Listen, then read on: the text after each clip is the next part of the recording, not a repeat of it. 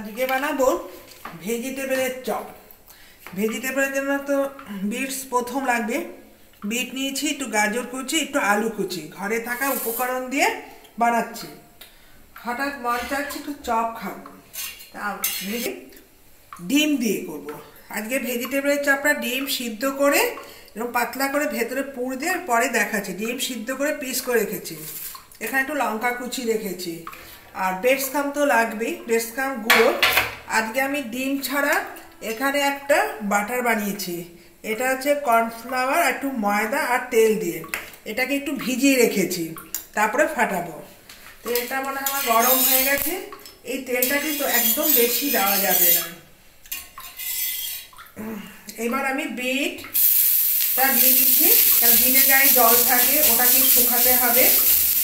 দিচ্ছি গাজর কুচি আর দিচ্ছি আলু।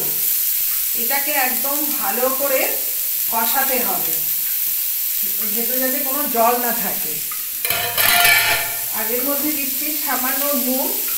নুন তো দিতেই হবে, নুনটা আমি একবারই দিয়ে দিচ্ছি, পরে আর নুন দিতে হবে না, চপের মধ্যেই তো নুন থাকে।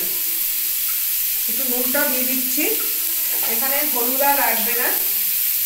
আর দিচ্ছি একটু কসুরি মেথির গন্ধটা খুব ভালো লাগে, কসুরি মেথি দিয়ে দিচ্ছি। আর একটু ভাজা জিরে গুঁড়ো দিচ্ছি, একটু ভাজা জিরে গুঁড়োটা দিচ্ছি, আর জলটা নিচ থেকে টানতে থাকবে। ব্যাস, কসুরি মেথি দেওয়া হয়ে গেল। এবার দেবো চাট মশলা। চাট মশলাটা আমি এনে এইভাবে কৌটোর মধ্যে ঢেলে রাখি। তো চাট মশলাও দিয়ে দিচ্ছি, ভেতরটা বেশ টক টক লাগবে, খেতেও বেশ ভালো লাগবে। আর কোনো সস ফস দেওয়া যায়, কিন্তু আমি আর কিছু অ্যাড করবো না। ব্যাস, এটা হলুদ ছাড়াই হবে, আর কিছু মশলা দিচ্ছি না। এবার যার যে ইচ্ছা সে সেভাবে মশলা অ্যাড করতে পারে। আমি একদম হালকা মশলা দিয়েই একটা ভেজিটেবলের চপ বানাচ্ছি।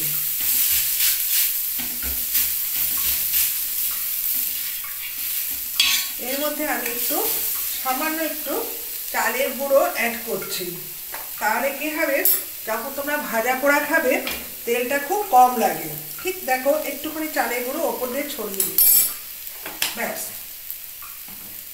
যখন তোমরা ভাজতে যাবে তখন দেখবে কি ভেতরে এইবার এই পুরটাকে ভালো করে এপাশ ওপাশ করে নাড়িয়ে পুরটাকে বানাতে হবে।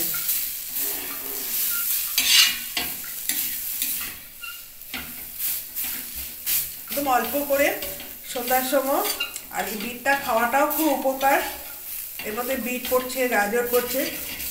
দেখতে হবে কড়াইয়ের মধ্যে লেগে গেলে এপাশ ওপাশ করে এইভাবে উল্টে পাল্টিয়ে করতে হবে। এর মধ্যে আমি কাঁচা লঙ্কা কুচিটা অ্যাড করিনি, কাঁচা লঙ্কাটাও দিয়ে দিচ্ছি।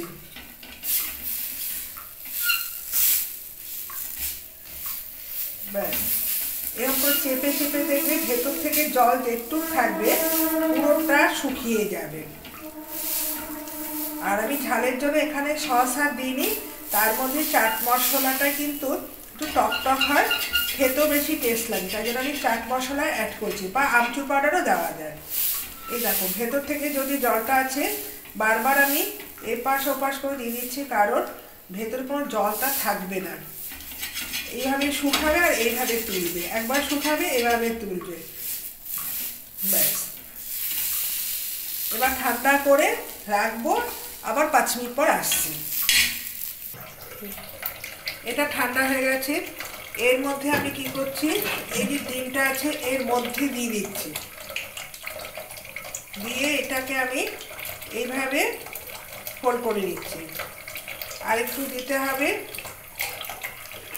দিয়ে এইভাবে মুঠো মুঠো করে দিয়ে দিচ্ছি। এই দেখো, আর যদি একটু ফাঁকা থাকে এর মধ্যে একটু আরেকটু লাগিয়ে দিবে। এইবার আমি কি করছি, তেলটা বসিয়ে দিয়েছি।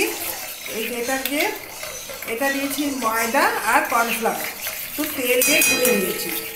এটাকে এবার চামচ দিয়ে তেল দিয়ে গুলতে হবে। আমরা তো ডিমের গোলা দিয়ে গুলি, কিন্তু এটা ডিমের গোলা হবে না, এটা হবে কর্নফ্লাওয়ার আর তেল দেওয়া হয়ে গেছে।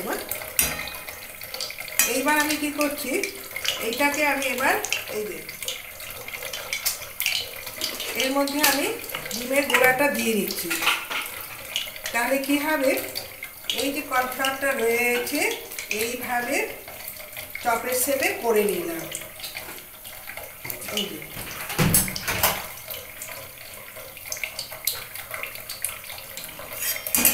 চিপে টেপে এইভাবে করে নেবে।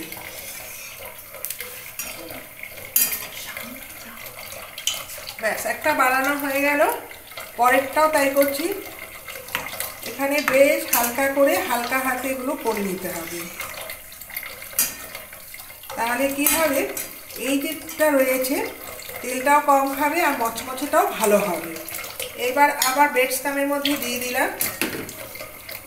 দুটো বানানো হয়ে গেল। এবার তেলটা অপেক্ষা করছি। তেলটা গরম হলেই আমি তেলের মধ্যে ছেড়ে দেব। পুরো ব্রেড স্টাম দিয়ে এটাকে ঢেকে দিতে হবে। তোমরা নিশ্চয়ই ভেজিটেবলের চপের মধ্যে যখন ডিমটা পাবে খেতে অসাধারণ লাগবে, কিন্তু এটাকে একটা লম্বা শেপও করতে পারো, আবার চ্যাপটাও করতে পারো। তার জন্য আমি কি করেছি, দুটো স্টেপে আমি করলাম। এবার তেলটা আমার গরম হয়ে গেছে। তেলটা যেহেতু গরম হয়ে গেছে, আমি তেলের মধ্যে এটাকে ছেড়ে দিলাম। আরেকটা আমি লম্বা শেপ করলাম। এটা অসাধারণ লাগে সন্ধ্যা টিফিনে ব্রেকফাস্টের মধ্যে। এবার আমি একটা পরিষ্কার খড়টা বের করে নিই।